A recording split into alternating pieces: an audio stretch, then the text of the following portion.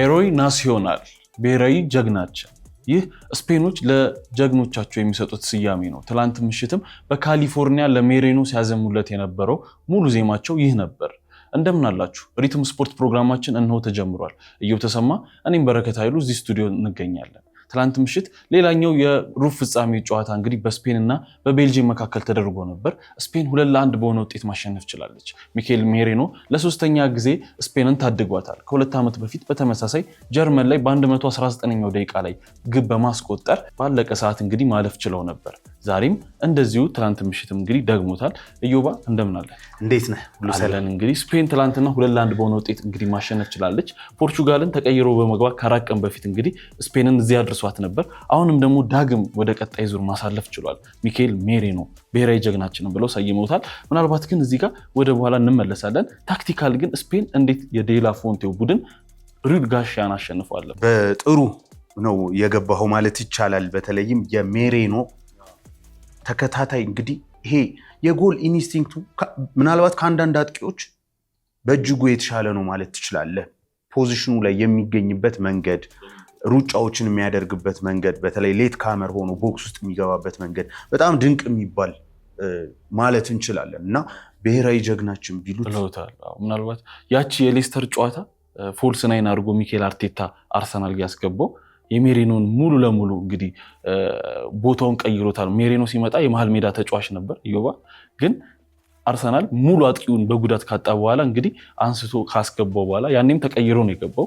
በ7 ደቂቃ ውስጥ እንግዲህ 2 ጎሎችን ከአርሰናል ከሌስተር ባደረጉት ጨዋታ ካስቆጠረ በኋላ እንግዲህ ፎልስ ናይን ሆኖ እንግዲህ አሁን ድረስ ቀጥሏል። ትላንትናም እንዲህ ግቦችን እያስቆጠረ ይገኛል። በጣም ትክክል። በሪያል ማድሪድ ጨዋታ ላይ እንግዲህ ይሄ በጊዜያት መካከል የምናስባቸው አይነት ጎሎችን ማስቆጠር የሚችል የጎል ደመነፍሱ በጣም የተለየ የሚባል ተጫዋች ነው። እንደምታስታውሰው የማሸነፊያውን ጎል አስቆጥሮ ጀርመን ላይ እንግዲህ ጀርመኖችን ከውድድር አስወጥቷል፣ ፖርቹጋልን አስወጥቷል። ይሄ ተጫዋች የትልልቅ ቡድኖች እንዴት ነው እጁ በጣም ትልቅ ነው እነሱ ከውድድሩ እንዲወጡ እና በጣም ድንቅ የሚባል ጨራሽ ተጫዋች እየሆነ እየመጣ ነው እና የጎል ኢንስቲንክቱ በጣም የሚገርም ነው። ከዛ ውጭ ግን ጨዋታው ሲጀመር በተለይ በቤልጂየም በኩል ወሳኝ ተጫዋቾቻቸውን አጥተው ነው የጀመሩት። እንደምታውቀው ቴሌማንስ የለም፣ ኦናና የለም። ስለዚህ አዲስ የመሃል ሜዳ ጥምረት ነበረ አድርገው የገቡት ማለት እንችላለን። በተለይም በፕሬሲንግ ለመጀመር ምናልባት አድማጮቻችን ስክሪኑ ላይ መመልከት ይችላሉ። በቁጥር ምን ያህል በዝተው የመጀመሪያዎቹ ደቂቃዎች ላይ ፕሬስ ለማድረግ ሲሞክሩ እንደነበረ መመልከት እንችላለን እና በተለይም ስፔኖች ከኋላ በቢልድ አፕ ለመውጣት እንዲቸገሩ አድርገዋቸው ነበር። ግን ከደቂቃዎች በኋላ ስፔኖች ሙሉ ኮንትሮሉን ወስደው ነበር። በዚህን ወቅት በተለይም በቤልጂየም በኩል የ4-5-1 የሚመስል ቅርጽ በአብዛኛው ቢትዊን ደ ላይንስ ያሉ ቦታዎችን ለመዝጋት ሲሞክሩ ነበር። ነገር ግን ጨዋታው ቀዝቀዝ ብሎ ነው የጀመረው። እውነት ለመናገር እንደጠበቅነው ይሄ ኢንድ ቱ ኢንድ የምትለው አይነት መመላለሶች የነበረው ጨዋታ አልነበረው። ኦን ታርጌትም 20 ደቂቃ ጠብቋል። ከ20 ደቂቃ በላይ ጠብቋል የኦን ታርጌት ሙከራዎችን ለማየት እና በተለየ መልኩ ጨዋታውን እንዳለፉት ይሄ በጣም በትልልቅ ቡድኖች መካከል ሲካሄድ እንደነበረ ነው ማለት አንችልም። እዚሁ ጋር በተለይም የላሚን ያማልን የቀኝ መስመር እንቅስቃሴ፣ የኦያርዛባልን እንቅስቃሴ እና እንደዚሁም ደግሞ የዳኒ ኦልሞን መመልከት ያለብን ይመስለኛል። በተለይም በቤልጂየሞች ተከላካይና የመሃል ሜዳ መሃል ኦፕሬት ለማድረግ የሚሞክሩበት መንገድ፣ እዚሁ ጋር ደግሞ እንደ ኩኩሬላ ያለውም ተጫዋች እነዚህን ስፔሶች ሲፈልጉ ነበር። የስፔን ብሔራዊ ቡድን ከኬፕ ቨርዱ ጨዋታ ጀምሮ አንድ ነገር አያሉ፣ በተቻላቸው መጠን ቢትዊን ደ ላይንስ ብዙ ተጫዋቾች ለመቆም ይሞክራሉ።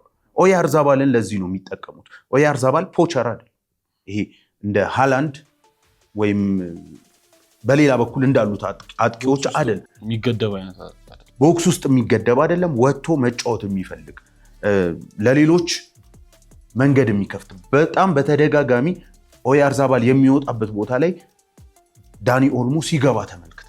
ስለዚህ እንደዚህ አይነት የሚና መቀያየሮችን በዓላማ ሲያደርጉ ነበር፣ ለመረበሽ ሲሞክሩ ነበር።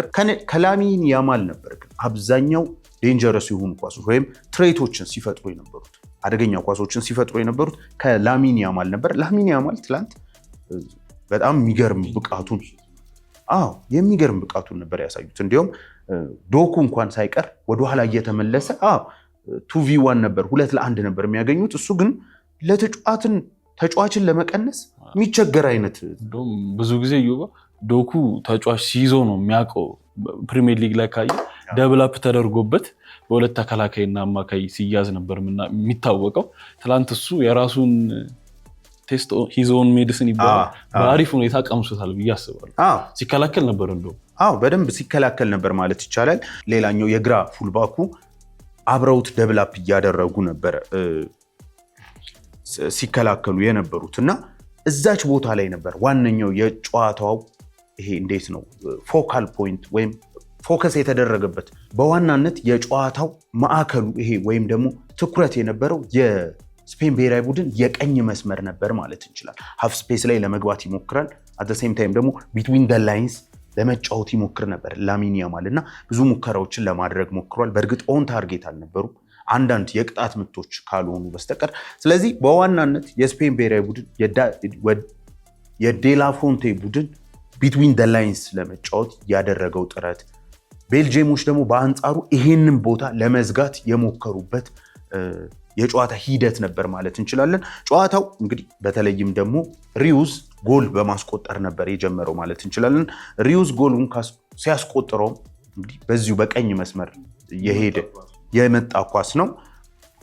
ይሄ ኳስ ዲፍሌክት አድርጎ ነው ጎሉ መቆጠር የቻለው። ከዛም በኋላ እንግዲህ ቤልጂየሞች ቶታሊ ነበር ዶሚኔት የተደረጉት። በኋላ ግን ፍሮም ኖዌር ማለት ይችላል አቻ የሆኑት እና ቤልጂየሞች እነ ትራውሳርድ ማለት ይችላል እነ ዶኩ በጨዋታው ላይ ተጽዕኖ ማሳደር ሲከብዳቸው ተመልክተናል። ኳሱን ሙሉ ለሙሉ ሰጥተው በ4-5-1 ቅርጽ በአብዛኛው የመከላከል መንገድ ነበር የመረጡት። በኋላ እንግዲህ ሰከንድ ሀፍ ላይ ከሰከንድ ሀፍ በፊት አቻ ሆኑ። በግንባር የተገጨ ኳስ ነው። ምናልባት እዚህ ጋር ልናነሳ የምንችለው የስፔን ብሔራዊ ቡድን አብዛኞቹ ተጫዋቾች ቦክስ ላይ ነበሩ። ነገር ግን አንዱም ተጫዋች ከአጥቂያቸው በልጦ እንግዲህ የግንባር ኳሱን መግጨት አልቻለም። ስለዚህ ምናልባት እንደ ዊክ ሊንክ በስፔን ብሔራዊ ቡድን በኩል ሊታይ ይችላል ቤካ ይሄ የግንባር ኳስ መገጨቱ። ሰከንድ ሀፍ ላይ ከሞላ ጎደል ስፔኖች ዶሚኔት ያደረጉት ጨዋታ ነበር ማለት ይቻላል። ብሔራዊ ጀግናቸው እንግዲህ 86ኛው ደቂቃ ላይ ነው ተቀይሮ የገባው። የዘገየ ይመስላል ቅያሪው። በይበልጥ ጨዋታው ላይ ዘግይቶ ገብቶ ተጽዕኖ ማሳደር ችሏል። ሜሬኖ እንግዲህ መነሻችን ላይ እንዳነሳ ነው እንደዚህ አይነት ጎሎችን የማስቆጠር ደመነፍሳዊ ብቃት ያለው ተጫዋች ነው ማለት ይቻላል እና በስፔን ብሔራዊ ቡድንም እንግዲህ ሶስተኛ ትልቅ ቡድን ሲጥል ነው ይሄ ቦክስ ውስጥ የሚያደርገው እንቅስቃሴ በጣም የተለየ ነው ማለት ይቻላል። ከዛም ውጭ ግን የእንደነ ኩባርሲ አይነት በስፔን ብሔራዊ ቡድን በነገራችን ላይ ያልተወራላቸው ተከላካይ ክፍሉ ይመስለኛል የመጀመሪያ ጎሉን መሰለኝ በዚህ ውድድር ላይ ግብ ሊቆጠርባቸው እንግዲህ በርካታ ጨዋታዎች ሄደዋል። ትላንት ነው የመጀመሪያ ግብ የተቆጠረበት። የነ ኩባርሲ ብቃት በነገራችን ላይ ኩባርሲ አንድ ለላሚን ያማል ያቀበላት ኳስ ኦፍሳይድ በትንሽ ምን አይነት ላይን ብሬከር ፓስ እንደሆነ መመልከት ይችላል። ምናልባት እንደዚህ አይነት ፓሶችን ሊያደርጉ የሚችሉት በዓለም ተከላካዮች ላይ የሮድሪ ኳስ መስሎኝ ነበር። ምናልባት ይገባ በመልሶ እይታ ነው ኩባርሲ መሆኑን ያየሁት። በጣም ትክክል። በዛ አጋጣሚ ብዙ አይደሉም እንደዚህ ላይን ብሬከር ፓሶችን ማቀበል የሚችል እነ ሊሳንድሮ ማርቲኔዝ ልትል ትችላለህ፣ ወይም እንደ ኩባርሲ አይነት ተጫዋቾች እንደነ ጆን ስቶንስ ምናልባት ብዙ አታገኝም እና ምን ያህል ፕሬስ ሬዚስታንስ ናቸው እነዚህ ተጫዋቾች። ከዛም ውጭ ደግሞ ብዙ ላይኖችን መሰንጠቅ ይችላሉ እና ምናልባት በጣም ድንቅ አሲስት ልትሆን የምትችልበትን እድል ነበረ እንግዲህ በኦፍሳይድ ምክንያት ሊሆን ያልቻለው። ከዛም ውጭ ግን በአጠቃላይ ጨዋታው ይህን ያህል ይሄ እንዴት ነው ለማየት ማራኪ የምንለው ባይሆንም ቫልዩ ግን በጣም ትልቅ ነው። አሁን እንግዲህ የስፔን ብሔራዊ ቡድን በላሚን ታግዞ በአጠቃላይ ቡድኑም ጠንካራ የሚባል እውነት ለመናገር እኔ በዓለም ዋንጫው ላይ ከስፔንና አርጀንቲና ምናልባት በተሻለ ፍራንስን እንዴት ነው የሚሞግት ቡድን አለ ለማለት ይቸግራሉ። ምናልባት እንግሊዝ ብሔራዊ ቡድን ልታነሳ ትችላለህ፣ ግን ለእኔ የስፔን ብሔራዊ ቡድን ከዋንጫው በፊት የሚደረግ ትልቁ የዋንጫ ጨዋታ ይመስለኛል ከፈረንሳይ ጋር። ምክንያቱም ላሚን አላቸው፣ ጎል እየተቆጠረባቸው አይደለም። ከዛ ውጭ ኳሱን ለረጅም ደቂቃዎች የመያዝ ችግር የለባቸውም። ፕሬሲንጋቸው ጥሩ ነው፣ ካውንተር ፕሬሲንጋቸው ጥሩ ነው፣ ጉልበታቸው። እነዚህን ነገሮች ስናይ የትላንቱ ውጤት የሚገባቸው ብቻ ሳይሆን ከፈረንሳይ ጋር ደግሞ ጓጉተን እንድናየው እንድንጠብቀው የሚያደርግ ይመስለኛል። እንግዲህ ዮባ ምናልባት አርሰን ቬንገርም ካንተ ሀሳብ ጋር የሚስማማ ይመስለኛል። ምክንያቱም በሳምንቱ አጋማሽ ካነሳቸው ሀሳቦች መካከል አንዱ ይሄን የፈረንሳይ ቡድን ያቆመዋል ብዬ የማስበው ብቸኛው ቡድን ስፔን ነው የሚል ነገር አንስቷል። ምክንያቱም እዚህ ዓለም ላይ እንደነሱ ቴክኒካል እና ኮምቢኔሽናል ቲም ወርክ ያለው ቡድን የለም የሚል ሀሳብን አንስቷል። እና ምናልባት ከስፔን ብሔራዊ ቡድን ጋር ተያይዞ ትላንት በሰፊው ሲነሳ የነበረው ነገር ምንድነው በቋሚ አሰላለፍ ላይ የፔድሪ አለመጀመር ነው። እና ፔድሪ በቋሚ አሰላለፍ ዴላፉንቴ አስቀምጦታል። እዮባ ምን ማለት ይቻላል እንግዲህ ስለዚህ ራሱ ምናልባት ሁሉንም ርዕስ ሜሬኖ ወሰደው እንጂ በዋናነት ስለዚህ ጨዋታ ስናነሳ የፔድሪ ቤንችነትን ስፔን ወድቃ ቢሆን ኑሮ ምናልባት ዛሬ ስለ ፔድሪ ነበር ሊወራ የሚችለው። በእርግጥ ቤንች የሆነው በእንደ ሪዩዝ አይነት ተጫዋች ነው። ፋቢያን ሪዩዝ በተከታታይ 2 ቻምፒየንስ ሊግ ያሸነፈ ተጫዋች ነው። ቀላል ተጫዋች አይደለም። በጨዋታውም ላይ እየተመለከትነው ነው። ተቀይሮ እየገባም በመጀመሪያው ጨዋታ በኬፕ ቨርድ ላይ 3ቱን ነበር ያሰለፉት። ፔድሪ፣ ፋቢያን ሪዩዝ እና ሮድሪ ነበር የተጠቀመው። ከዛ በኋላ ግን 10 ቁጥር ተጫዋች እንደሚያስፈልገው ይሄ ቢትዊን ደ ላይንስ አሁን ስፔን በአብዛኛው በባስ እያቆሙ ነው የሚገጥሟት። ይሄ የተከላካይ መስመሩ አለ፣ ከዛ ደግሞ የመሃል ሜዳው አለ። በሁለቱ መሃል በመስመሮች መካከል መጫወት የሚችሉ ተጫዋቾች እንደሚያስፈልገው የተረዳ ይመስለኛል። ምክንያቱም አጥቂም የለውም። ይሄ ፖቸር የምንለው ቦክስ ውስጥ የሚገኝም አጥቂ የለውም። ስለዚህ ኦያርዛባል እየወጣ ድጋሚ ደግሞ ሌላ 3 ሚድፊልደር ከተጠቀመ አታኪንጉ ላይ ምን ያህል እንደሚቸገር በኬፕ ቨርዱ ጨዋታ ተመልክተናል። ስለዚህ የዳኒ ኦልሞ መግባት የግድ የ10 ቁጥር ተጫዋች ያስፈልጋል። አሁን ፔድሪ ወደ ላይናፕ መመለስ ካለበት ወይም ፔድሪ ቤንች መሆን ካለበትም አንድ ቦታ ናት እዛ ጋር ያለችው። ምክንያቱም ሮድሪ ወደ ቀድሞ አቋሙ እየተመለሰ ያለ እዚህ ጋር ሮድሪ ምናልባት ለስፔን ብሔራዊ ቡድን እዚህ መድረስ ትልቁን ሚና እየተወጣ ነው። ጨዋታውን ኮንትሮል የሚያደርግበት መንገድ፣ የሚነጥቅበት መንገድ፣ አንቲስፔሽኑ፣ ኳሷን ፓሱ ሌላ ታሪክ ነው። አዎ አንቲስፔሽኑ በተለይ ይገርመኛል። ይሄ ኳስ ወዴት ልትሄድ ትችላለች፣ ይሄ ታክለር ምናምን አይደለም። ይሄ በጣም በትልቅ ደረጃ ይሄ ቆሻሻውን ስራ ለመስራት የሚታገል አይነት ተጫዋች አይደል። በአንቲስፔሽን ወይም ደግሞ የቱ ጋር ልትሄድ ትችላለች ብሎ ቀድሞ በማወቅ ኳሷ ጋር የሚደርስ ጥሩ የሚባል ፉትቦል ኢንተለጀንስ በጣም በትክክል ይሄ የእግር ኳስን የመረዳት አቅሙ በጣም የተለየ ነው እና የእሱ አጣማሪ ፔድሪ እንግዲህ እስካሁን ነበረ አቋሙ በተወሰነ መልኩ በፔድሪ ሌቭል እየወረደ ያለ ይመስላል። በተለይ በፖርቹጋሉ ጨዋታ ደግሞ ከሩበን ዲያዝ ጋር ምናልባት ባለፈው ጨዋታ አንስተነዋል። ሩበን ዲያዝ በፕሬሲንግ ወቅት ፔድሪን እንዲከታተለው ትዕዛዝ ተሰጥቶት ነበር፣ ጫና ሲያሳድርበት ነበር። ከዛ አንጻር የፔድሪ በዚህ ባለፉት ጨዋታዎች የነበረው አቋም ጥሩ አልነበረም። ከዛ አንጻር ይመስለኛል ቤንች ያደረጉት ሪዩዝ ነው። ግን የሪዩዝ መግባት ማለት በየትኛውም ብሔራዊ ቡድን ቢሆን ፋቢያን ሪዩዝ የላይናፕ ተጫዋች ነው። ነገር ግን ፔድሪ እኔ ቀስ በቀስ ይመልሱታል። በሚቀጥለውም ጨዋታ እኔ በፈረንሳዩ ጨዋታ ፔድሪ ወደ ላይናፕ ይመለሳል ብዬ አስባለሁ። ምክንያቱም ፔድሪ ዓለም ላይ ካሉ ፕሬስ ሬዚስታንስ ከዛም ውጭ ድሪብሊንጉ በጣም የሚደንቅ እግር ኳስን በአጠቃላይ በሚረዳበት መንገድ ከመጀመሪያዎቹ ከማሰልፋቸው ተጫዋቾች አንዱ ነው በእኔ በኩል ቤካ። ዮባ ምናልባት እንግዲህ ስለ ቀጣዩ ጨዋታ ሰፋ አድርገን በቀጣዩ ፕሮግራማችን የምናነሳው የሚሆን ነው። ምክንያቱም ተጠባቂ ፈረንሳይ ከስፔን ዴላፉንቴ ምን አይነት አሰላለፍ ይዞ ሊገባ ይችላል። ምክንያቱም ትላንትና እንደተመለከትነው ፋቢያን ሩይዝ ግብ አስቆጥሯል። ከባለፈው ጨዋታ በፊት እንግዲህ ተቀይሮ ገብቶ ጥሩ ነገር አሳይቷል። ፔድሪ ደግሞ ፔድሪ ነው፣ ሮድሪ አይነኬ ነው። እንግዲህ ምን ያደርጋል የሚለውን ተመልካቾቻችንን በቀጣይ የሪትም ፕሮግራማችን ላይ ሊከታተሉ ይችላሉ። ከጨዋታ በኋላ ምናልባት የተነሱ ሀሳቦች ነበሩ። ላሚን ያማል በቀጣይ ተጋጣሚያችሁ ፈረንሳይ ናቸው እና ተፈራለው ተብሎ ጠይቀው ነበር። መፍራት ካለበት መፍራት ያለባቸው ራሳቸው ፈረንሳይ ነው የሚል ሀሳብ አንስተዋል። ምክንያቱም ባለፉት 2 ጨዋታ ከውድድር ውጭ አድርገናቸዋል የሚል ነገር አንስተዋል። ምክንያቱም 2024 ላይ ዮባ አሸንፏቸዋል። ዩሮ የምታስታውስ ከሆነ ሰሚፋይናል ላይ የላሚን ያቺ ድንቋ ጎል በጣም ከራቢዮ ጋር የነበራቸው ቢፍም አይረሳም በሶሻል ሚዲያ ላይ። ድጋሚ ደግሞ ኮንፈረንስ ሊግ ላይ 2025 ላይ 5-4 በሆነ ውጤትም አሸንፈዋል እና ከፈሩም ራሳቸው ይፍሩ የሚል መልእክት እንግዲህ ልኳል። ላሚን ያማል በተለይ ይሄ ኮንፊደንሱ ደስ የሚል አይነት ልጅ እንደ 18 ዓመት ልጅ አይደለም ወጥቶ የሚናገራቸው ነገሮች እና ይህን ተናግረዋል። ሌላው በዕለቱ አሳዛኙ ነገር ኩርቷ ነው። እንግዲህ ሴን ላመንስ ስተት ሰርቷል። ምናልባት መጮት ትችል ነበር የሚል ሀሳብ አንስቶ ነበር። ኳሷን በምጠልዛት ጊዜ እግሬ ጋር የሆነ ስሜት ተሰምቶኝ ነበር፣ ሁለተኛም ደግሞ እንደዛ ተሰምቶኝ ነበር። እኔ ግን ጎሉ ላይ መቀጠል እችል ነበር፣ ቢሆንም ግን የአሰልጣኝ ውሳኔ ነው ብሏል። አሰልጣኝ እንግዲህ ሩድ ጋርሺያ እንዳሉት እኔ 100% የሆነ ተጫዋች ነው ፈልገው የሚልን ሀሳብ አንስተዋል። ሜዳ ላይ እስካሉ ድረስ 100%ቸውን መስጠት አለባቸው የሚል ነገር አንስተዋል። እንግዲህ የ34 ዓመቱ ቲቦ ኩርቷ ምናልባት የመጨረሻ ዓለም ዋንጫ ሊሆን ይችላል እሱን ቀይሮ የገባው ሴን ላመንስ እንግዲህ ስተሰርቷል። እዮባ ምን ማለት ይቻላል? በጣም ጥሩ ነው። አሳዛኝ አጋጣሚ አሳዛኝ በተለይ በዚህ ኬሪየሩ የፕሪሚየር ሊጉ ምርጡ ፈራሚ ተብሎ እንግዲህ ባለፈው ተመርጦ ነበረ። በዩናይትድ ቤት ለዩናይትድ ደጋፊዎች ትልቅ መረጋጋትን የሰጠ ግብ ጠባቂ ነው እንደምታውቀው። ከዲያ በኋላ ብሏል። ይሄ እኮ በጣም ትልልቅ ሴቮችን በማድረጉ ብቻ አይደለም። ክሮስ በተዋጣ ቁጥር የማንቸስተር ዩናይትድ ደጋፊዎች በአንድሬ ኦናና የነበራቸውን ስጋት የምታውቀው ነው እና ከዛ አንጻር ስቴቢሊቲ ለማንቸስተር ዩናይትድ ተከላካይ ክፍል በዚህ ዓመት የሰጠ ነው። ግብ ጠባቂዎች አንዴ ስህተት ከሰሩ የሚያድናቸው የለም። የመሀል ሜዳ ተጫዋች ቢሰራ ተከላካዩ ይረመዋል። አጥቂው ቢሰራ ሌላ የመለስ አጋጣሚ ያለው ነገር ግን ግብ ጠባቂ ላይ በጣም ከባድ ነው።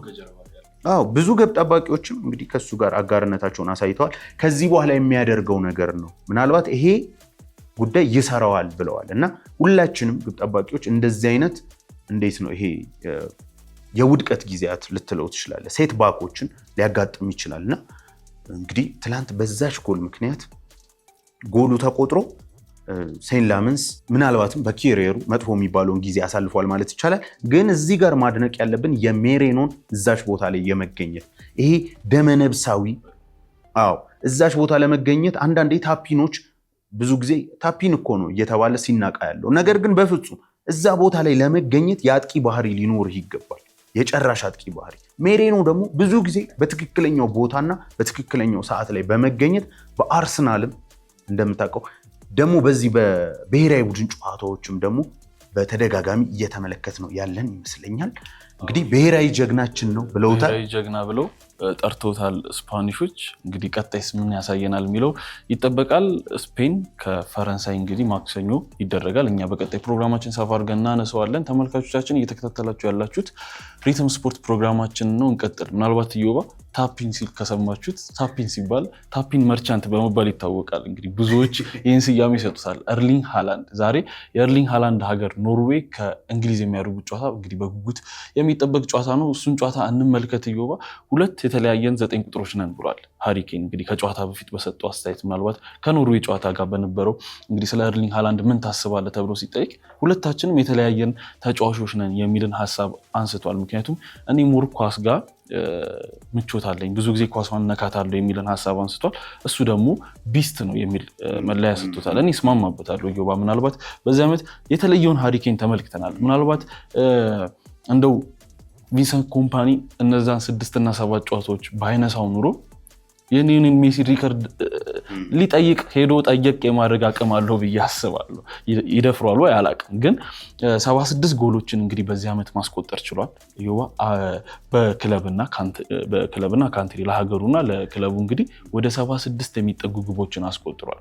እነዚህን ሁላ ግብ ሲያስቆጥር ግን እንደ ሌሎቹ አጥቂዎች ጎል ላይ ብቻ እያነፈነፈ ወይም ደግሞ ካጠገቡ ያሉት ሉዊስ ዲያዝ እና ኦሊሴ እየመገቡት ብቻ ሳይሆን እየተመለሰ ወደኋላ እያለ ከግብ እየጀመረ ቢልደፕ ላይ ሲለው እየተሳተፈ የ10 ቁጥር ሚና እኔ እንደውም ኬን 9 ቁጥር ሁለቱም 9 ቁጥር ሊሆን ይችላሉ፣ ግን 9 ቁጥር ብቻ አይታየኝም። እዮባ ምናልባት 10ም ትሆናለች፣ አንዳንዴ 9ኛ 8ም 6ም ትሆናለች እና ለእኔ ኬን በዛ መልኩ መለከታሉ። ሃላንድ ቦክስ ውስጥ ይጨርሳል፣ ፈጂ ነው። ትንሽ ስፔስ ከሰጠው ደግሞ ጠጋጠጋ አድርጎ ብራዚል ላይ ያሳየውን ማድረግ ትችላለህ እና ለእኔ ሃላንድ ምናልባት ብዙ ጊዜ ለቁጥሮች ካፒታል እና ስሞል አንጠቀምም፣ ግን ለእኔ ሃላንድ ካፒታል ነምበር 9 ነው ብዬ አስባለሁ። በቃ የዘመኑ ትክክለኛ 9 ቁጥር ብለህ የምትሰይመው እሱም ቢሆን እንግዲህ ቀላል ቁጥሮች የሉትም። እዮባ በዚህ ዓመት 63 ጨዋታ ተጫውቶ 58 ጎል እና 12 አሲስት አድርጓል። የሆነ ፔስ ወይ ጌም ነው የሚመስላል አንዳንዴ ማሽን። ምናልባት እንደዚህ አይነት ቁጥሮች በክርስቲያኖ እና በሜሲ ብቻ የለመድን ይመስለኛል። በኋላ እንግዲህ በኪሊያን እና በኬን ወይም ደግሞ በኤርሊንግ ሃላንድ ብቻ ነው እነዚህ ቁጥሮች በሚገባና ብዙ ቁጥሮችን ማስመዝገብ የቻለበት መንገድ እኔ ሃላንድም ሌላ እንግዲህ ኖርዌይን እዚህ ድረስ ይዟት መጥቷል። ከዛ ባለፈ የሃላንድ ስለ ፐርሰናሊቲ ይነሳል። በተለይ የግሉ ሶሻል ሚዲያ ዩቲዩብ ላይ የሚለቃቸው ነገሮች ስታይ እኛ እዚህ ለመደሰት ነው የመጣ ነው ኢንጆይ እያደረግን ነው እያንዳንዱ ሞመንት የሚል ነገር አንስቷል። ፕሬዠር ያለው ራሳቸው እዛው እንግሊዝ ላይ ነው። አንደርዶግ ነን የሚል ሀሳብን አንስተዋል እና እንግሊዝ ከኖርዌይ ለሊት 6 ሰዓት ላይ ወይም በእኛ በኢትዮጵያ እንግዲህ ንጋት ነው የሚባለው 6 ሰዓት ላይ ይደረጋል። ምን ማንሳት እንችላለን? ከአንተው እንግሊዝን ጀምር። እንግዲህ የእንግሊዝ ብሔራዊ ቡድን ምናልባት በአመታት መካከል የተገኘው ጥሩ አሰልጣኝ ከጥሩ ተጫዋቾች ጋር የተገናኘበት ብሔራዊ ቡድን ይመስለኛል። ዓለም ዋንጫ ለማምጣት ያን ያህል ጫና አለበት አላውቅም። ምናልባት ከፈረንሳይ ጋር በዋንጫ ጨዋታ ቢገናኝ ጫናው የሚሆነው ፈረንሳይ ላይ ነው ብዬ ነው ማምነው። ስብስቡ በጣም ድንቅ የሚባል ነው። የሜክሲኮን ጨዋታ በተለይ ያሸነፉበት መንገድ ካራክተርን አሳይተዋል። ከዚህ በፊት ያልታየ በጫና ውስጥ የመጫወት በሚዲያዎች ይሄ እንትን አለመፍረስ፣ በሚዲያዎች ውዝግብ ወይም ደግሞ ጫናዎች አለመፈራረስን በትክክል የተመለከትንበት ስቴትመንት ዊን የሚባል አይነት ነበረ የሜክሲኮ ድል። ከዛም በፊት የነበረው ደግሞ በስታይል የመጫወት በተለይ ከክሮሺያው ጋር ሃሪኬንን እዚህ ጋር በዋናነት ማንሳት እንችላለን። ቤጋ በተለይም በባየርን እንደምታስታውሰው በቪሴንት ኮምፓኒ ስር ጎል የማስቆጠር ስራ ብቻ አይደለም እሱ ያለው። በዋናነት ቡድኑ ራሱ ዲዛይን ሲደረግ ሮቴሽናል ፕሌይ የሚባለውን ነገር በእጅጉ ላይ የሰቀለበት የውድድር ዓመት ነበረ ቪሴንት ኮምፓኒ ማለት እንችላለን። ፔፕ ስለ ሮቴሽናል ፕሌይ ካነሳን ከቶታል ፉትቦል ይጀምራል አይደለ? ቦታ እየተቀያየሩ መጫወት በዋናነት ጽንሰ ሐሳቡ። ነገር ግን በእጅጉ እየተራቀቁበት ነው ማለት ይቻላል እነዚህ አሰልጣኞች። ፔፕ ጆን ስቶንስን ወደ መሃል ጃምፕ እንዲያደርግ በማድረግ ደብል ፒቨት ትሬብል ነው የበላበት። የሶስትዮሽ ዋንጫ ነው ያነሳው። አሁን እኮ እዚህ ጋር ነገሮችን የመሞካከር ብቻ ጉዳይ አይደለም፣ አሸናፊም እያደረገ ነው ይሄ ስልት። ስለዚህ ያ መሃል ሜዳ የተከላካይ ተጫዋችን ወደ መሃል ሜዳ አድርገህ የመጫወት በነገራችን ላይ በጆን ስቶንስ አይደለም የጀመረው፣ በፈርናንዲኒዮ ነው የጀመረው። ፈርናንዲኒዮን እና ኦታሜንዲን ያጣመረበት ጨዋታ ትዝ ይለኛል። ፈርናንዲኒዮ ጃምፕ አድርጎ ከሮድሪ ጋር ብዙ ጊዜ የማጥቃት ሬስ ዲፌንስ በባክስሪ አይደለም የሚጀምረው። ስለዚህ ሮድሪ እና ፈርናንዲኒዮ ከሶስቱ ተከላካዮች ፊት የሆኑና የ3-2-5 ማጥቃትን ተመልክተን ነበር። ከዛ በኋላ በጆን ስቶንስ ቀጠለው። ከዛ የሉቾ ቡድን ነበር እንደዚህ አይነት ሮቴሽን ደግሞ የሉቾ ሮቴሽን ደግሞ ኮንስታንት የሆነ ሮቴሽን ቪቲኒያ፣ ጃኦ ኔቬዝ እና ፋቢያን ሪዩዝ የሚያደርጉት ይሄ። ከዛ ደግሞ ፍሎተር ምንላቸው ከፊት ያሉት የሚቀያየር ኦስማን ዴምቤሌ ወደ መሃል የሚመለስበት፣ ከዛ እና አሽራፍ ሀኪሚ ወደፊት የሚሄዱበት እና የሚናው መደበላለቅ ይሄ በዓላማ ካልሆነ ምንድነው ይሄ ኪዮስ ነው ልትለው የምትችለው ወይም ረብሻ ነው ልትለው የምትችለው ነገር ግን የተጠና። ከዚህ በፊት ምናልባት አንስተነዋል። ቪቲኒያ እና ጃኦ ኔቬዝን እና ክቫራትስኬሊያን ለመጠየቅ ሪዮ ፈርዲናንድ ሄዶ እነ ቪቲኒያ የተናገሩት ነገር ነበር። ሉቾ ነፃነት ይሰጠናል፣ ነገር ግን እኔ የወጣሁበትን ቦታ ሌላው ሰው እንደተካው እርግጠኛ መሆን አለብኝ። ስለዚህ ቪቲኒያ ሲሄድ ጃኦ ኔቬዝ ይቀራል። ዴምቤሌ ድሮፕ ሲያደርግ ዴምቤሌ ድሮፕ ያደረገበት ቦታ ላይ በተደጋጋሚ ጃኦ ኔቬዝ ጎሉላ ሲያስቆጠር ራንደም አይደለም ማለት ነው። ድሪል የሆነ በደንብ የተጠና። አሁን ይሄንን ወደ ባየርን ስናመጣው የባየርን ደግሞ እጅግ የተለየ ነው ማለት እንችላለን። ሁለቱንም ፉልባኮች እንግዲህ በተለይ ላመንስ የሚባለው ተከላካይ ሃሪኬን ቦታ እንዲገባ ነው የሚያደርገው። ሃሪኬን ደግሞ የመጀመሪያው ቢልዳፕ ከሚሰራባቸው ተጫዋቾች አንዱ። ምናልባት ፔዥን ባሸነፉበት ጨዋታ ታስታውስ ከሆነ በቻምፒየንስ ሊግ የመጀመሪያዎቹ ጨዋታዎች ላይ በዚህ ዓመት ተመልክተናል የነበራቸውን አስደናቂ ፕሬሲንግ፣ የነበራቸውን ብቃት።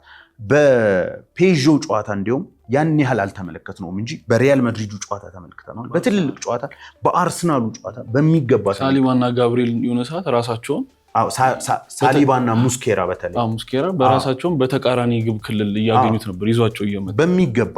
ሃሪኬን የዚህ ሁላ ነገር ጀማሪ ነው ማለት እንችላለን፣ ወይም ደግሞ በባየርን ውስጥ ትልቁ ሚና ያለው። ለዚህ ነው አንተ ሃሪኬን 9 ቁጥር ብቻ አይደለም 8ም 6ም ነው ያልከው። በተለይም እዛ ጋር ሆኖ የ6 ቁጥር ስራ የመከላከሉን ስራ ባይሰራ እንኳን በቢልዳፕ የመጀመሪያው ፌዝ ላይ በዋናነት መውጫ የሚሆናቸው እሱ። ስለዚህ ቡድኖች ምንድነው የሚያደርጉት? ይህንን ለመፍታት ሁለት መንገድ አለ። የመጀመሪያው ተከላካዮቻቸው እዛው ዞናሊ ቦታቸውን መጠበቅና ሃሪኬን ጋር አብሮ አለማበድ ነው። አንዳንድ ቡድኖች ደግሞ ለምሳሌ አርሰናል ሳሊባ ምናልባት ኬን እንደዛ የቆመበትን ጨዋታ አላስታውስም፣ ኬንን ሲከተል ነበር የዋለው እግር በእግር።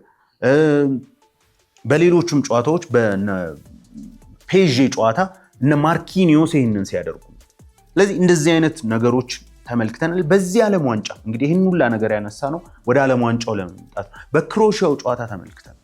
አንዳንዴ የዳይመንድን ቅርጽ እንዲሰሩ ሲያደርግ ልክ እሱ የሚለቀውን ቦታ እነ ራይስ ሁላ ሲገቡ ተመልክተናል፣ እነ ጁድ ሲገቡ አይተናል። ስለዚህ ይሄኛው ሃሪኬን ከሃላንድ ጋር የሚወዳደረው በማግባቱ ብቻ አይደለም፣ ለቡድኑ ትልቅ የቅርጽ ልዩነትን በመስጠት እንደሚመስለኝ ቶማስ ቱሄልም ይሄንን ሃሪኬን በሚገባ እየተጠቀመበት ነው ማለት እንችላለን። ቤካ ወዶታል የሃሪኬን አይነት ባህሪ። ምናልባትም ቶማስ ቱሄልም እንደምናውቀው ከዚህ በፊት እንደዚህ አይነት አጥቂዎች የሚወዳ ካይ ሃቨርትዝ ለምሳሌ በቼልሲ ቤት ዋንጫ ሲያነሳበት ማለት መጥቀስ ይቻላል። እሱን ተመሳሳይ ናቸው በሚገባ። ስለዚህ ሃሪኬን አሁን ኖርዌይን በሚገጥመው ቡድን እንደ አጥቂ ብቻ አይደለም የሚጫወተው።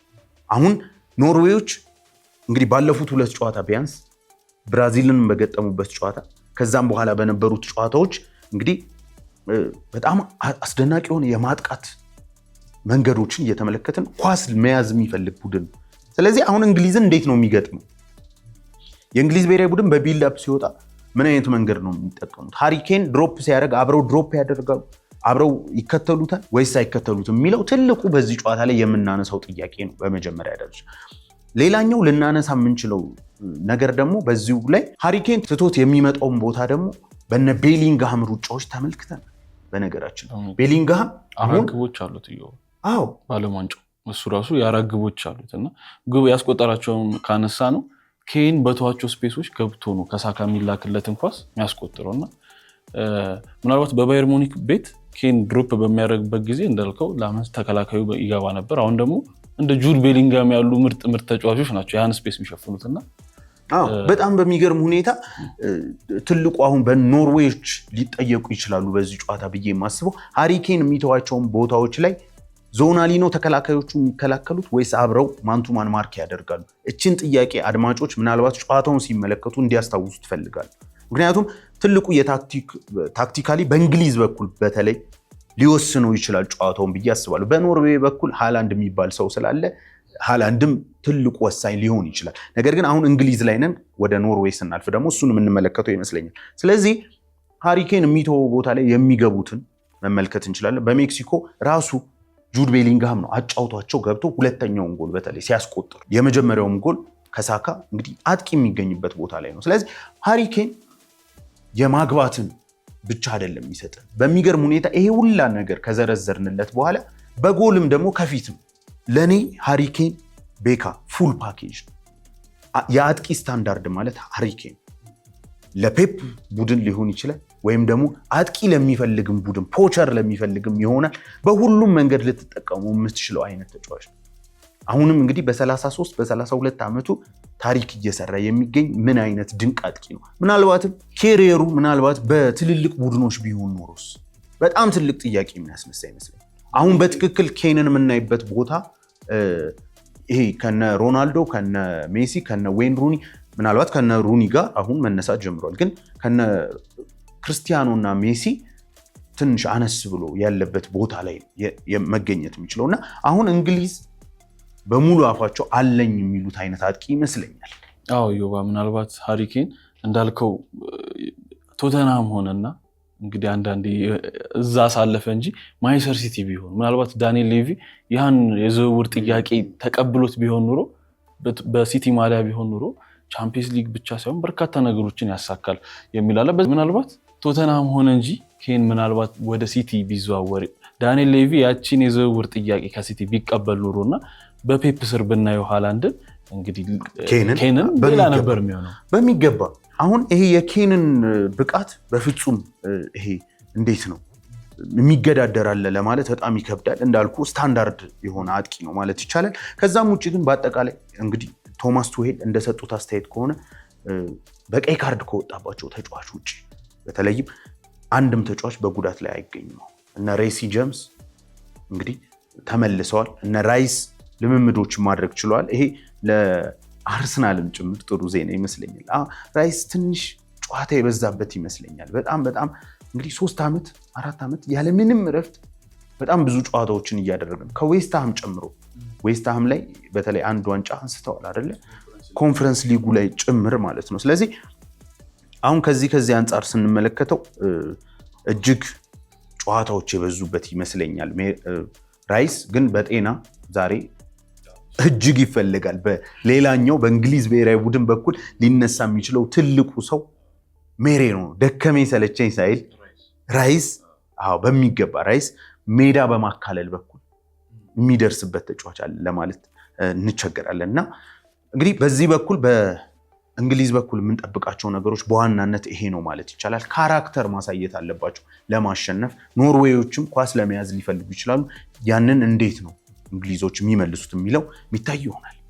ዮባ ምናልባት እንግሊዞች ቶማስ ቱዌልም ከሜክሲኮ ጨዋታ በኋላ ማለት ነው ሁሉንም ነው ያሸነፈው ብለዋል። በተለይ ከጨዋታው በፊት ከሰማ ሜክሲኮ ከ1994 በኋላ በሜዳቸው ተሸንፈው አያውቁም የሚል ነበር። ምንም ግብ አልተቆጠረባቸውም በዓለም ዋንጫው የሚል ነበር። ሜዳው ትንፋሻቸው ይቸገራሉ፣ ብዙ ነገር ተነስቶባቸው ነበር። እንግሊዝ ያንን ሁሉ አሸንፈው ነው 3-2 እዚህ የመጡትና ይጠበቃል። ከዛ ባለፈ እንግዲህ ኖርዌይ ዮባ እንግዲህ በጣም በአስገራሚ ሁኔታ እዚህ ደርሰዋል። በብዙ ዘንድ ዳርክ ሆርስ የሚል ስያሜ የተሰጥቷቸው ነበር ማለት ነው። እኛ የመጣነው ለመሳተፍ ነው፣ እዚህ ድረስ መድረሳችን በቂ ነው እያሉ እንግዲህ ትልቋን የእግር ኳስ ኔሽን የምትባሏን ብራዚልን አስወጥተው ገንድ ሰው ጥለዋል። አሁን ደግሞ ከፊታቸው እንግሊዝ አለች። ሃላንድ ይነሳል ከእንግሊዝ ጋር። እንግዲህ ሲነሳ በእንግሊዝ ሊድስ ነው የተወለደው፣ አባቱ ሊድስ ዩናይትድ በሚጮትበት ወቅት ማለት ነው። እና ሊድስ እንግሊዝ ተወልጄ አድጌያለሁ፣ አሁን የምጮተው እንግሊዝ ነው። ቲሜቶቼ የቡድን አጋሮቼ እንግሊዛውያን ናቸው። እነ ማርክ ጊሂ አሉ፣ እነ ስቶንስን ጨምሮ እነ ኒኮ ኦራይሊ ዛሬ እንግዲህ ፊት ለፊቱ የሚቆሙት እዛው የሚያውቃቸው በሲቲ ቤት የሚያውቃቸው ናቸውና ከዚህ አንጻር እንግዲህ ለእኔ ኢትስ ቢት ዊርድ የሚል ቃል ሰጥቶታል። ከእንግሊዝ ጋር መጫወት ሞር ቤተሰባዊነት የሚሰማኝ ቡድን ነው የሚል አንስቷል። ቢሆንም ግን እንደ ኖርዌይ መተናል። አሁን ለደረስንበት ነገር ሁላችንም ደስተኞች ነን። ፕሬሸር ያለው እነሱ ጋር የሚል ነገር አንስተዋል። እና ይህን የእንግሊዝ የቶማስ ቱዌል ቡድን እንግዲህ እንዴት ሊያልፉት ይችላሉ? ሃላንድ ከእድሜው በላይ ብልጣብልጥ እየሆነብኝ ነው በዚህ ዓለም ዋንጫ ላይ። በተለይ በሚሰጣቸው አስተያየት አስተውለህ ከሆነ በጣም የሚገርም ስማርት እየሆነብኝ ነው። የኖርዌይን ማለት ሃላንድ የሆነ ነገር ቢል ምን ያህል እንደሚሰማ እናውቀዋለን። ምናልባት ፈረንሳይ ጋር ምናልባት እየዋም ትዝ ካለ ያሸንፉናል፣ እኛ ችግር የለብንም አይደለም እኛን ውድድሩንም ይበሉታል የሚልንም አንስቷል። ፔፕን እያዩበት ነው። በጣም ስማርት እየሆነ ነው እንዳልከው። ከብራዚል ጋርም ይሄንን ብሏል፣ አሁንም እያለ ነው እንደዚህ።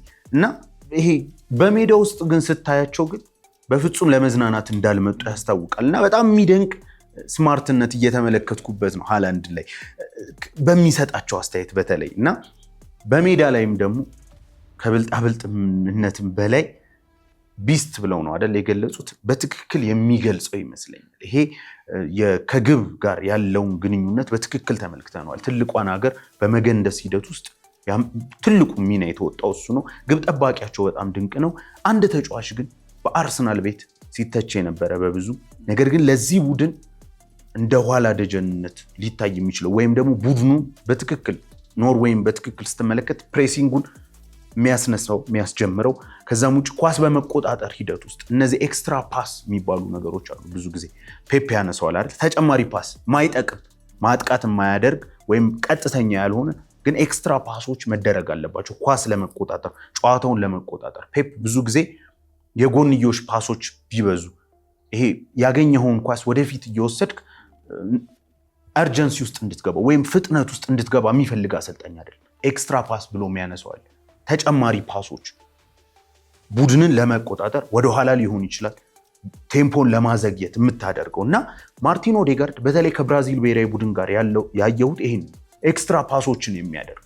ስለዚህ በዋናነት ከነ ሃላንድ ቀጥሎ ልታነሳው የምትችለው የቡድኑ ትልቁ ተጫዋች ማለት የሚቻለው ማርቲን ኦዴጋርድ ነው። ምናልባት አታኪንግ ሚድፊልደር ስለሆነ በጎል በአሲስት ሊሆን ይችላል የሚመዘኑ። ከዛም በላይ ግን እንዳልኩ ኤክስትራ ፓሶችን በማድረግ ቴምፖን በማቀዝቀዝ ለቡድኑ የሚሰጠው ትልቅ የሆነ ግልጋሎትን ተመልክተናል። ከዛም ውጪ ከጨዋታው በኋላ በማስጨፈር ሂደት ውስጥ የማርቲን ኦዴጋርድ ሚና በጣም ትልቅ ነው እና ሪትም ስፖርት ነው የቀረው እንደዚህ ካለም እስካለም እያሉት ይገኛሉ በሚገባ እና በአጠቃላይ ግን ይሄ ቡድን ሲሪየስ የሆነ ቡድን መሆኑን ተመልክተናል።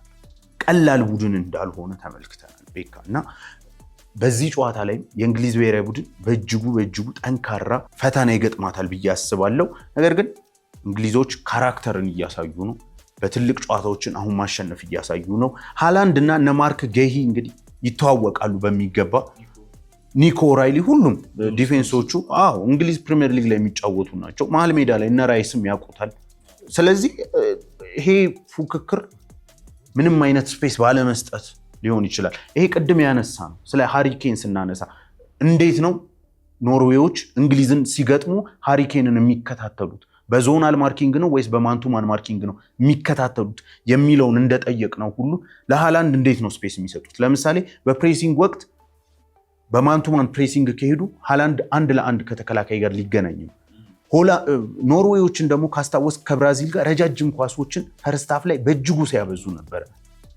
ስለዚህ እዚህ ጋር +1 ፕሬሲንግ ነው የሚጠቀሙት። +1 ማለት ሁለቱ ሴንተር ባኮች ከሃላንድ ጋር ብቻቸውን እንዲሆኑና ከፊት ቁጥር ያሳንሳሉ ወይስ ደግሞ ይሄ ኦል አውት አታክ እንደምትለው ኦል አውት ፕሬሲንግ፣ ይሄ በሃይ ፕሬሲንግ በማንቱማን ፕሬሲንግ ይጫወታሉ ወይም የርገን ክሎፕ በሚጠቀመው ቃል በሄቪ ሜታል በማሳደድ ጨዋታውን ይጫወታሉ የሚለውን መጠየቅ ያለብን ይመስለኛል። ምናልባት ግን እዚህ ጋር ቶማስ ቱሄል በእጅጉ ሪዘርቭድ ሊሆን ይችላል ብዬ አስባለሁ። ሃላንድ ከኋላው እያለ በዚህ መንገድ ይገባል ብዬ አላስብም። ነገር ግን አድማጭ ተመልካቾች ይህን ጨዋታ ሲመለከቱ እነዚህን ነጥቦች ግን እያስተዋሉ ቢመለከቷቸው እንግዲህ ጋብዛለን። በጣም አሪፍ። እኛም እንግዲህ ዮባ ታክቲካል ኢንሳይትን ለተመልካቾቻችን በመስጠት ጨዋታውን ሲያዩት እንደዚሁ ከፕሪቪው ጋር አብረው እያስታወሱ እንዲያዩ እንጋብዛለን። ኖርዌይ ከእንግሊዝ በጣም ተጠባቂ ጨዋታ ነው። ብዙ ነገር ተነስቷል። በተለይ ኖርዌይ 300 ኪሎ የሚመዝን አሳ ይዘው ነው እንግዲህ ከራሳቸው ወደ ኖርዌይ ወደ አሜሪካ የመጡት። ጨርሰውት ዛሬ ይመለሳሉ ወይስ ይቆያሉ ሌላ ነው። 60 ዓመት ፈጅቷል እንግሊዝ አንድና ብቸኛውን ዓለም ዋንጫ ካነሳች። በጣም ተወዳጅ ሊግ አላቸው። በብዙ ቢሊየን የሚቆጠር ተመልካች እና ደግሞ በብዙ ሚሊየንስ የሚቆጠሩ ደጋፊዎች ያሏቸው ክለቦች አሏቸው እንግሊዝ ፕሪሚየር ሊግ። ታዲያ እንግዲህ እንግሊዝ ሁሌ ኢትስ ካሚንግ ሆም ይላሉ፣ ዋንጫ ወደ ቤቱ ይመጣል ይላሉ። አሁን እስከ 60 ዓመት በኋላ ይመጣል የሚለው ተጠባቂና ምሽት 6 ሰዓት ላይ እንግዲህ የምናየው ነው የሚሆነው። ተመልካቾቻችን ሪትም ስፖርትን እየተከታተላችሁ ትገኛላችሁ። እንቀጥል። ዛሬ ሌላኛው እንግዲህ ሌሊት ላይ የሚደረገው ጨዋታ የሊዮኔል ሜሲዋ አርጀንቲና ስዊዘርላንድን ትገጥማለች። እንግዲህ ሌላኛው ፈተና ማለት ነው። በተለይ ባለፈው ከግብፅ ጋር አከራካሪ አወዛጋቢ የነበረን ጨዋታ አሸንፈው መጥተዋል 3-2 በሆነ ውጤት። ዛሬ ደግሞ ሌላው የአውሮፓዊቷን ሀገር ስዊዘርላንድ ገጥመው እንግዲህ ወደ ግማሽ ፍጻሜው ለመቀላቀል ጨዋታቸውን ያደርጋሉ። ይወባ በሚገባ እንግዲህ የግብፁ ጨዋታ ብዙኛም ያልንበት የሊዮኔል ሜሲ በጣም ድንቁን ጎል እንዲያውም ዝላታን ኢብራሂሞቪች በጣም ከባዱን ጎል ነው ሊዮኔል ሜሲ ያስቆጠረው ያለበት በጣም ድራማዊ ጨዋታ ነበር። አርጀንቲና አሁንም እየተጓዘች ነው። ዋንጫውን ከ4 ዓመት በፊት የበሉ አይመስልም። ስሜታቸውን ተመልክተሃል። የሊዮ በተለይም ከጨዋታው በኋላ ያነባበት መንገድ በኋላም ሲጠየቅ ቡድኔን ተጫዋቾችን የቡድን አጋሮችን አሳልፌ ሰጥቻ ወይም ደግሞ ጥያቸዋለሁ የሚል ነገር ወይም እንዲወድቁ ላደርግ ነበር ፔናልቲውን በመሳቴ የሚል ነገር አንስቷል። ይህን ሁላ ነገር እየሰጣቸው በትክክል አሰልጣኙም ደግሞ እንግዲህ በሚገባ ይሄ እንዴት ነው በሚገባው ልክ ኢንተርቪውን እንኳን ፖስት ማች መስጠት አቅቶት ነበር። አምሶ ኢሞሽናል ይሄ በቃ እንትን ኢሞሽናል ሆኛለሁ ብሎ ጥሏቸው ነበር ሄደውና አሁንም ድረስ መራቡ በአርጀንቲና ብሔራዊ ቡድን በኩል አለ። የዣካ ቡድንስ ደግሞ ምን ሊያደርግ ይችላል የሚለውን ነገር እንግዲህ ሌሊቱን የምንመለከት ይመስለኛል።